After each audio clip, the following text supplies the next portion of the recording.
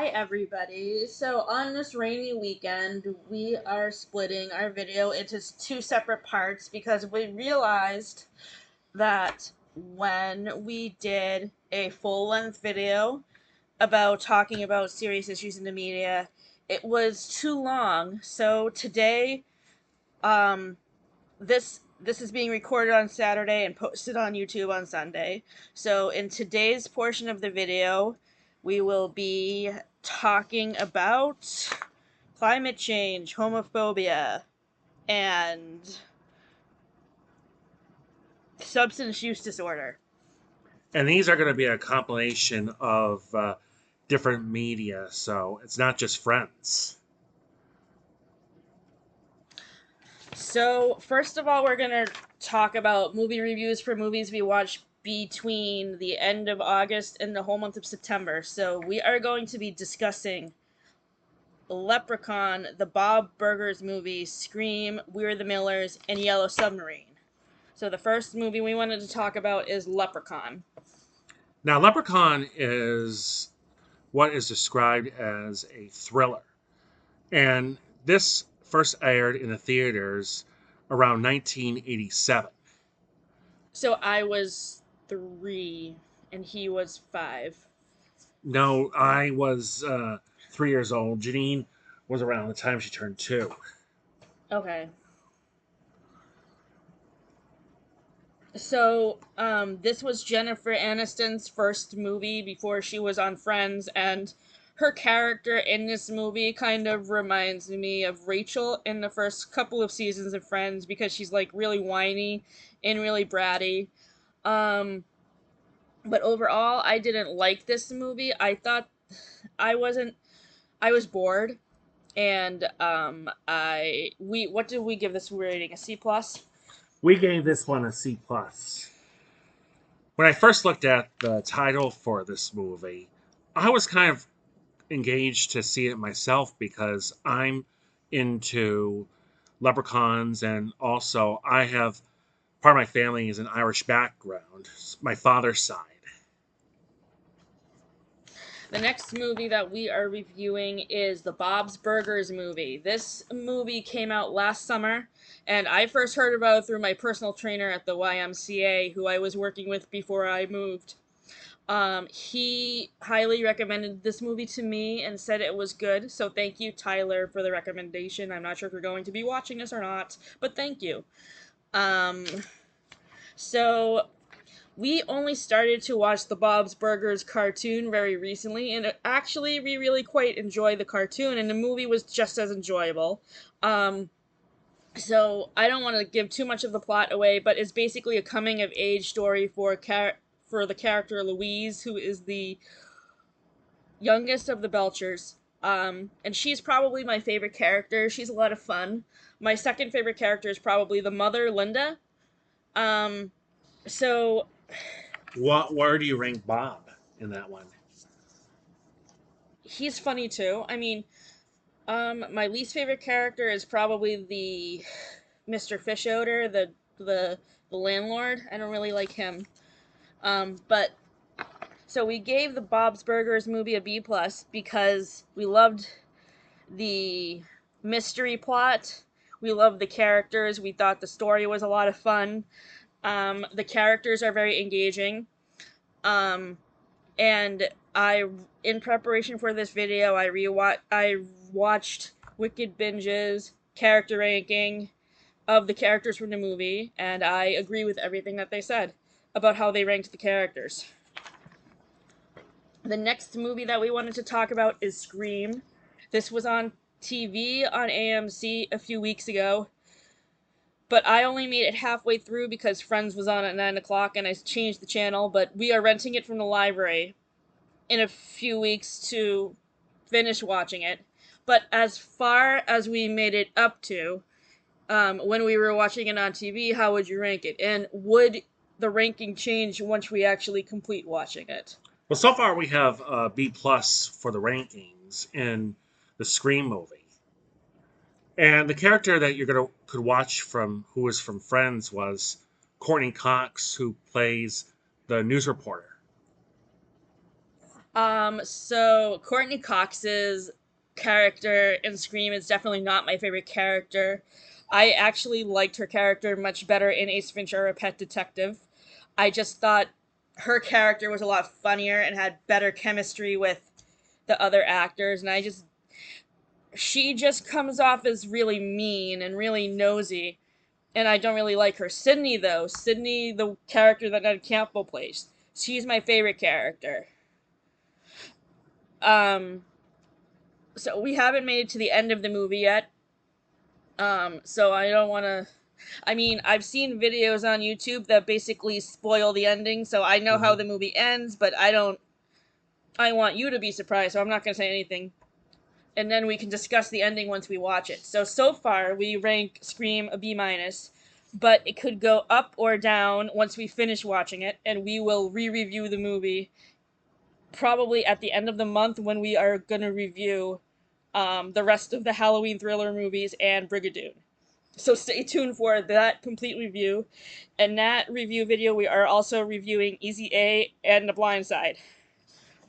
Um, the next movie that we wanted to talk about is We're the Millers. We're the Millers came out in the mid 2000s, and it has Jennifer Aniston and Jason Sudeikis in it. And this one, with Jennifer Aniston's character, she is a former stripper. Yes.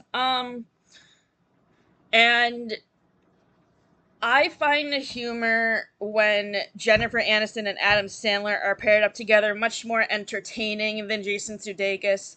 I just thought the humor in We're the Millers was too inappropriate and raunchy. Hmm. And we gave this movie a C plus. The next movie is Yellow Submarine, which is an animated movie that is centered around the music of the Beatles album Yellow Submarine. I hope everybody who is listening to us really knows the Beatles. And of course, this was past their days when they used to be on tour for thousands of screaming girls. So I got into the Beatles in college because I was uh, there was the three of my friends from theater had a band, JFJ, Jimmy, Ford, and Jake. Um, they had a band and they did a lot of Beatles covers. So whenever they did concerts, they would play a lot of Beatles songs. So that's how I really got into the Beatles, and I credit them for that because I never really liked the Beatles before I listened to their band. But what is your favorite song from the Yellow Submarine album anyway? The album version of Yellow Submarine, I think my very favorite is the very beginning of Yellow Submarine because it's one of those two songs from Richard Starkey, also known as Ringo Starr, who actually had the co-creation of the song, and he actually sings the main lyrics. It's one of his two songs that actually makes a good version for kids to enjoy. Also, his other one is Octopus's Garden, which would later be first on the Abbey Road studio album. I feel like I also remember Octopus's Garden from being on a Raffi tape. Right. I liked Octopus's Garden also. I also liked Yellow Submarine. What other good songs were in a Yellow Submarine movie?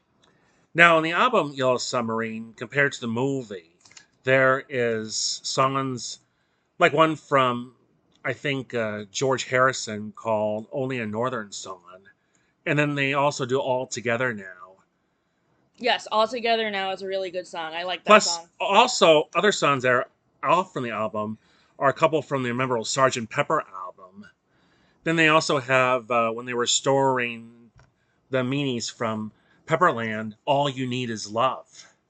Because All You Need Is Love is an excellent song. That's one of my favorite Beatles And I think songs. one of the two earlier Beatles songs before that were also in there, like Eleanor Rigby. And when the Beatles got to blank spaces when they were on their tour, they met a creature who was in the style of the Nowhere Man. And Nowhere Man was one of those earlier Beatles hits that were on their album called Rubber Soul. Okay, so we gave the Yellow Submarine movie a B. Next up, we are getting into talking about media tackling serious issues.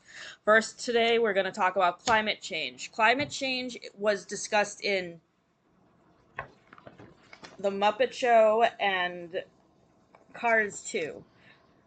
Um, I talked about Cars 2 in an earlier video where I went over my discussion with my cousin Victoria about the Cars movies. Now, which Cars movie is your favorite?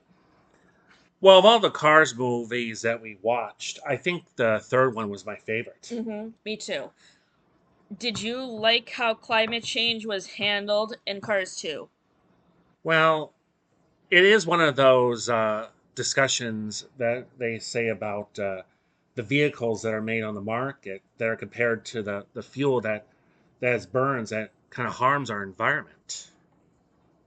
So, for those of you who have never seen Cars 2 or are not familiar with the plot, um, Lightning McQueen is an international car race that is hosted by this company, All in All, which is a clean burning fuel company that is trying to replace all of the cars that use gasoline. And how this relates to climate change is obviously, I think, sorry, I think it is still a pretty big issue now that we are still trying to find ways to save the environment, especially when it comes to carbon emissions. And I mean, I think Cars 2 handled this theme really well. Um, did you agree with that? I think so. Now, on the Muppet Show that Janine was talking about, climate change, it wasn't actually on the original Muppet Show. There were a couple of things that do talk about climate change, and they especially come from the Muppet himself, Kermit the Frog. So this clip that we watched of the Muppet Show was basically kind of like an advertisement for Earth Day and how we should all work together to save the planet. And I think Kermit the Frog was a very good character from a cartoon series to like kind of talk about climate change and how it can affect the whole environment and animals. So what do you think we can do to help combat climate change? Well, one thing I suggest that we do for being outside is just be very careful and don't dump your trash on the side roads because you could get fined for littering. Plus, I would also suggest that if you are going to maybe look at a pond side where you have all these kind of dirt and other living things. If you can hear some peepers that are in the ponds, that means you know how healthy the pond is because everywhere you look right now, if people aren't taking care of them like they're cleaning up for themselves, then that can be a problem. Plus, also remember if you see something that if you have a plastic bottle or something that goes in the recycle bin, that's where it belongs because you don't want to burn that up and put it in the garbage disposal because that's like not going to help you.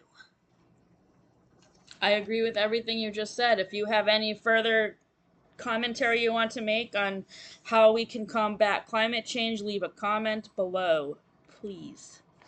So, our next topic we're going to talk about today is substance use disorder. We are doing an episode comparison today between the season 2 episode of Friends, the one with Russ, the plotline about Fun Bobby, which we will get into in a moment, and the episode of The Golden Girls, High Anxiety, where Rose is addicted to painkillers. How would you compare how substance use disorder was handled in both of these episodes? First of all, in the Golden Girls episode where Rose was taking her pills, she had her three friends with her in order to try to break the habit, which I think is a more tolerable way of handling this. It's no different than how sometimes that people have been suggesting things to both me and Janine to try to break our habits. And we've trusted them and it's worked for us. But on the one with Russ's for Fun Bobby, that is just like a silly name to call someone. And handling with the laughing track, it's no humor at all. So I didn't like how that was handled as well as in the Golden Girls. Yes. So another example of how the laugh track is used poorly in a Friends episode is in the episode where Phoebe's assaulted by Rachel's boyfriend Paulo in season 1, and basically there's a laugh track over the part with the assault. And that really bothers me because sexual assault is a serious thing that real people actually go through, and it really made me mad that they decided to not treat this thing with respect. And they did the same thing with Fun Bobby, in my opinion. First of all, the fact that they gave him a nickname that is centered around how fun he is when he's drinking is really mean. Like, I think they could have done without giving him that nickname, first of all. Second of all, Monica could have tried a little bit harder to be supportive of Bobby with his path to sobriety instead of like drinking alcohol when they were out on a date. Because that's the reason why they broke up.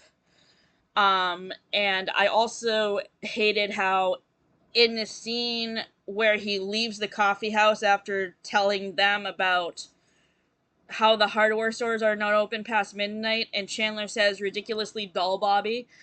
I just don't think that that whole theme of alcoholism and substance use disorder was handled appropriately. I have read an article recently that Friends is not going to be rebooted, but if the producers and the actors were ever to change their minds, I would hope that they would handle this topic more appropriately, especially given what Matthew Perry has gone through with his own substance use disorder. Um, so how would you rank these episodes? For the substance use disorder of high anxiety, I gave that a B plus.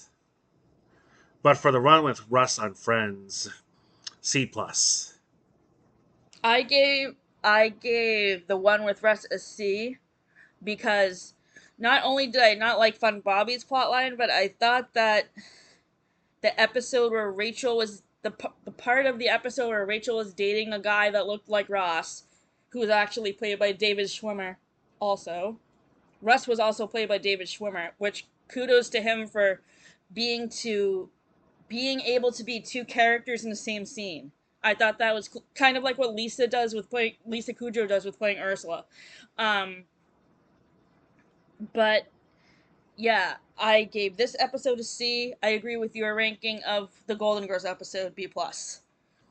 And now the next topic we'd like to talk about is homophobia.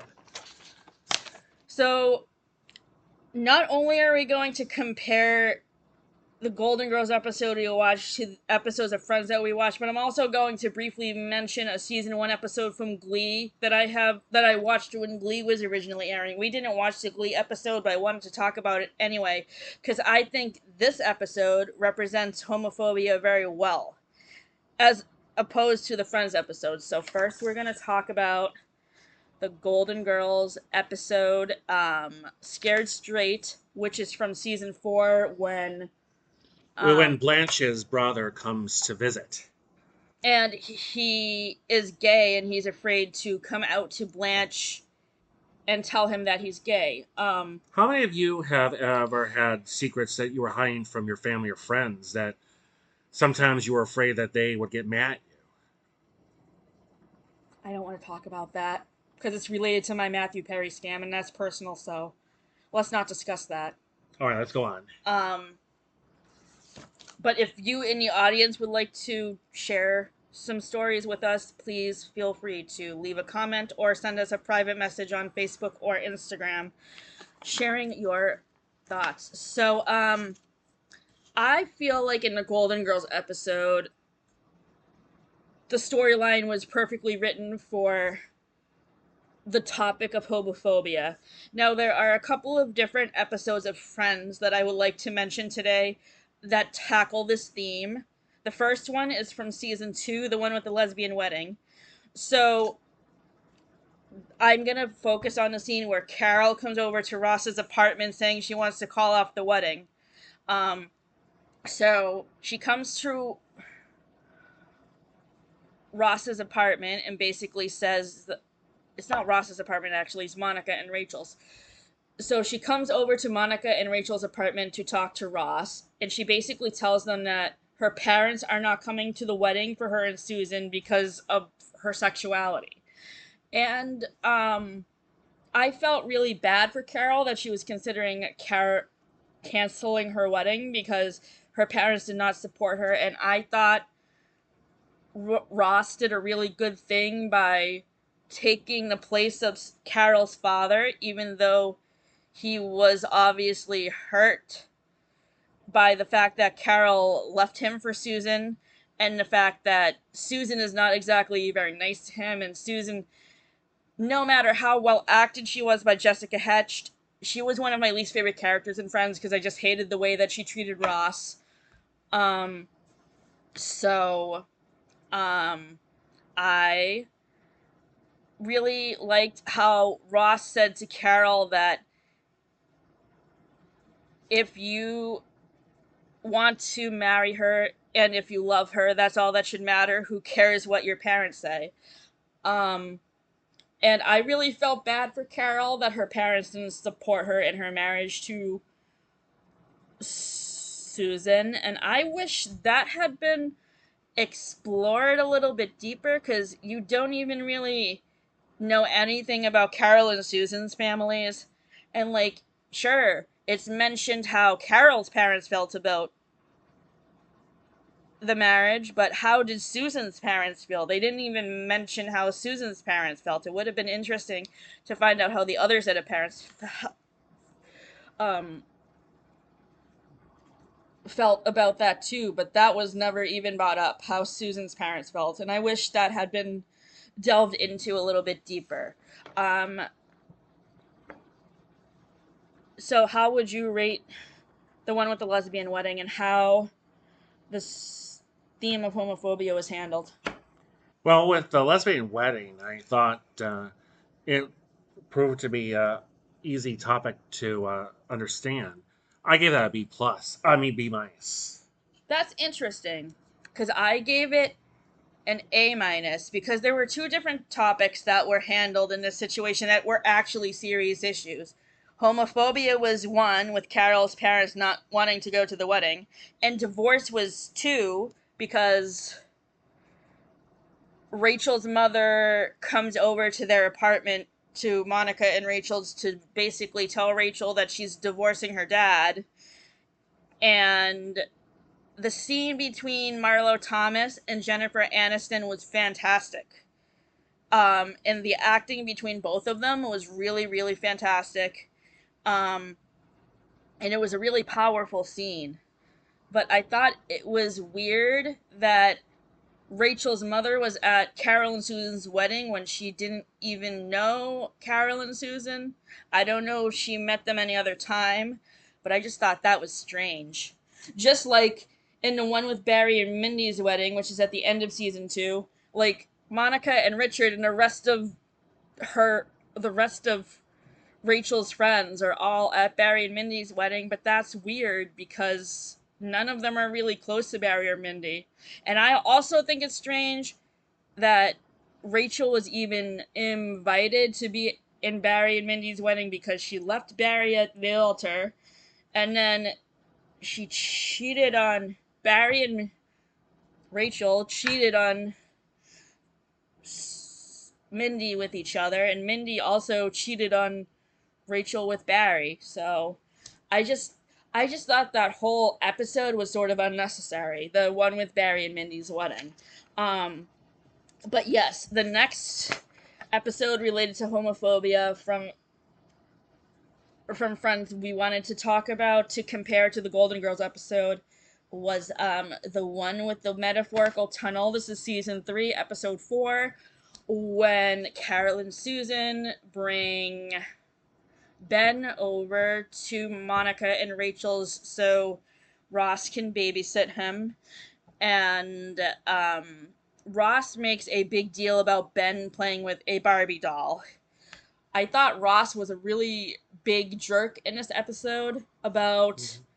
imposing heteronormative stereotypes on his son. And this basically means saying that he should just play with manly toys instead of the Barbie doll. And even Rachel calls him out and says, Ross, you're being pathetic. Just let your son play with his doll. Um, so I gave that episode a C. How did you rate that I one? gave it a C too. Um, and for the theatricality episode of Glee, the episode, so the main thing I hated about this episode was how the football characters bully the football team members like Puck and Finn and the rest of the football players. They didn't only bully Kurt for his sexuality, but basically they bullied the other Glee Club members too because they were different than them. But mostly to focus on Kurt's sexuality. Um, I hated how the bullying was never reported to Principal Figgins. I feel like it should have been. I feel like Kurt maybe should have gone to the principal to report being bullied, but maybe that just wasn't something that was common. But I don't know. I mean, I had experiences when I was bullied in high school too, so I can relate to Kurt. I was never gay, but I was bullied for other reasons. And Finn's Finn's character arc is that in the beginning he bullies Kurt like the rest of the football team players do, but then in season 3 their parents get married, and I just love the development for Finn's character. He goes from being really mean to Kurt to being accepting of him and not being mean to him anymore. And he should have probably, I don't know if he encouraged Puck to be nicer to Kurt too, but I would imagine that he did. Um,